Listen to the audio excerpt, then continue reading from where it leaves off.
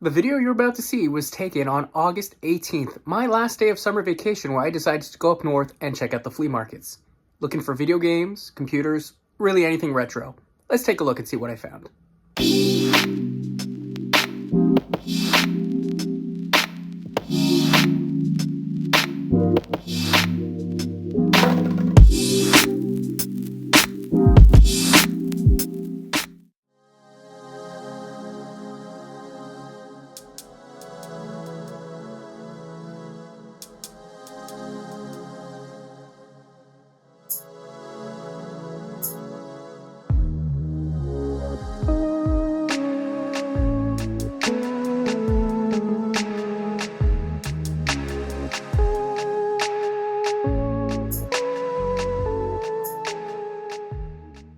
Now, one of the great things about this flea market in St-Eustache is there's plenty of parking because this is a drive-in movie theater Fridays through Sundays.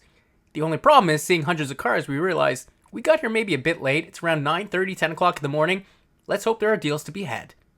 Before we continue, I want to apologize for those of you who get a little motion sickness. I was holding the camera in my hand the whole time, trying to be nonchalant about it, and it seems that I shook a little bit. So if you get motion sickness, I do apologize. Skip ahead in some of the clips if that is the case.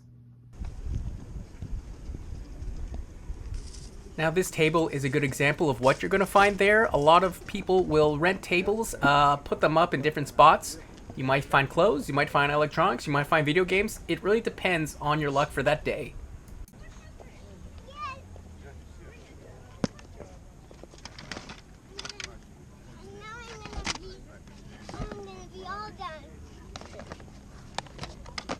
Here's something that I thought was pretty cool. It is a Blockbuster rental case for an Xbox game. Didn't pick it up, but I thought it was pretty cool to find in the wild.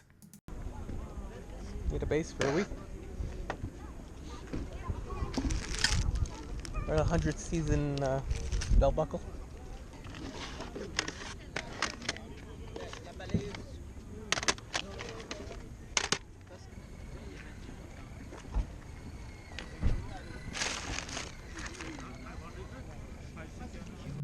What do we have here? Another piece of tech that I almost grabbed yet again. I did recognize it. It was the Kano keyboard for one of those you build your own computer sets.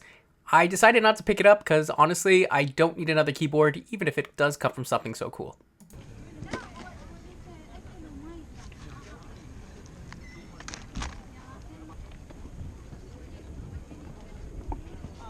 If you're looking to upgrade your man cave, boy, do I have the sign for you. This next booth was pretty interesting. They had a lot of games. However, when you take a closer look, you can see that there's nothing special in here. Nothing worth more than a few dollars. And most of them seem like they've been out here for a while. You know, when you sometimes go to the flea market and there's a lot of sun damaged games. Well, essentially this was that. I wouldn't see paying more than a couple bucks a piece, and honestly, I'm not really much of a disc collector. I'm more of a cartridge collector. A few more tables in, and I'm having a conversation with the gentleman above. Now, he's noticed that I am holding a GoPro in my hand, and he asked me, do you have a YouTube channel? I said, well, yeah, it's a small one. And he said, you know what, I'm going to subscribe right now. What's your name? Very nice gentleman. He also told me that, unfortunately, a lot of the gaming stuff that I might have been interested in were picked up pretty quickly at the beginning by a lot of people that he knows sell on eBay. Unfortunate. So I take a quick look around. There's an NES, there's some Wii things, there's a plug-and-play for Pac-Man that I heard is probably the worst one, and decided not to get anything. Now, if you are watching this video, I appreciate you subscribing. It was very interesting meeting you, and I wish you the best of luck with your next sales. Continuing on at the flea market, I make a sprint to the suitcase full of PS1 games, and if you take a closer look, you'll notice they are not real PS1 games. So I open them up, they're all water damaged and full. It's a fake. Of burnt CDs.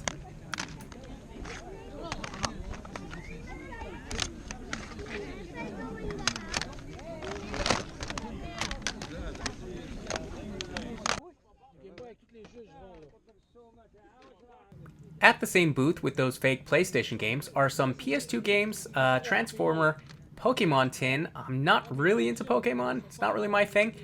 But what is my thing is this Game Boy that you see at the corner of the screen. So the seller is telling me right now that the Game Boy works perfectly fine. He says that it's simply just missing the screen lens. And it comes with those games and the plastic case for, when you bought that Game Boy, or I guess that version of the Game Boy. So he's showing me that it works and just demonstrating all the different games, saying how valuable they are. Tells me he thinks they're worth about $200, and that's what he's looking for, which to me, if you're out there, that's a pretty high price.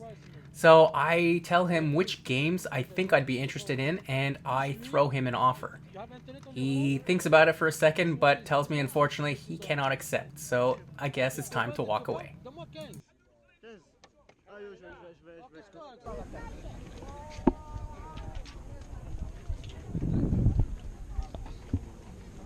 Really quickly at this booth, I make a beeline to this box full of controllers.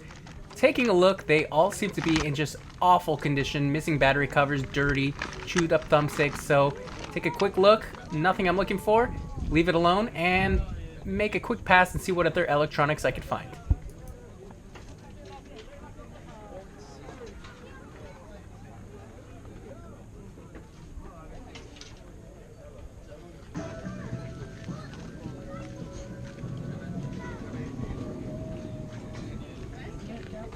And here we have another reseller booth. So it is full of Game Boy, we also have Atari, I believe, or Coleco, Sega Genesis, Super Nintendo, all that. I took a quick look around and there was nothing I was needing super badly, and it's also never a good sign when there are no prices on anything at the table.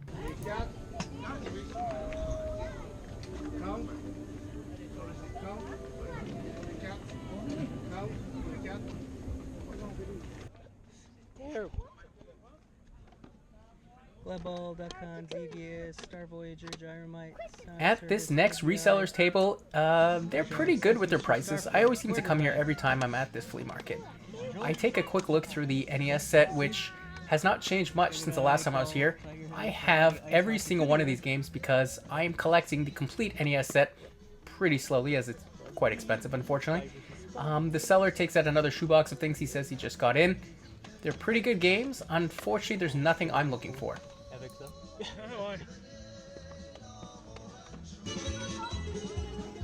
After exhausting my possibilities outside, it's time to head inside and see some of the indoor booths.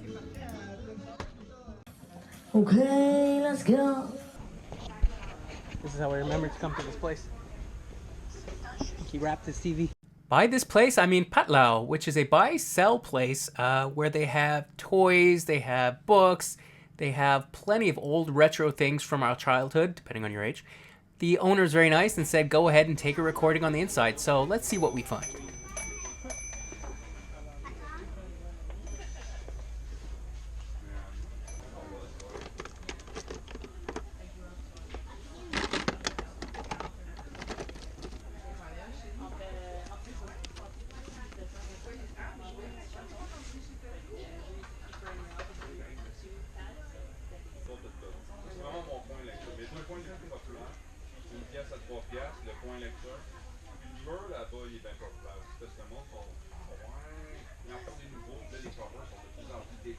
After going to that fantastic place, I went to a video game seller on the inside, picked up a few games that you can see here.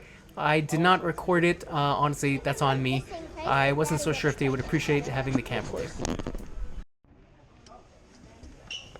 Here's a little bird's eye view of what it's like to be walking around in there. A lot of booths open year-long, different products.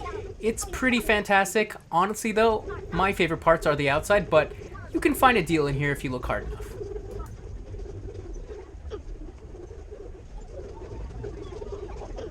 Now it's time to head home, look at all the games I purchased, and clean them up, put them away in the collection. Because tomorrow, we're going back to work. There is one more thing that I want to show you. I still had the thrifting bug, so I went to a pawn shop in the West Island of Montreal and picked up this game right here, Jackal. I love going to pawn shops because they're very negotiable in prices, and as you can see here, they charged me $10 for this game.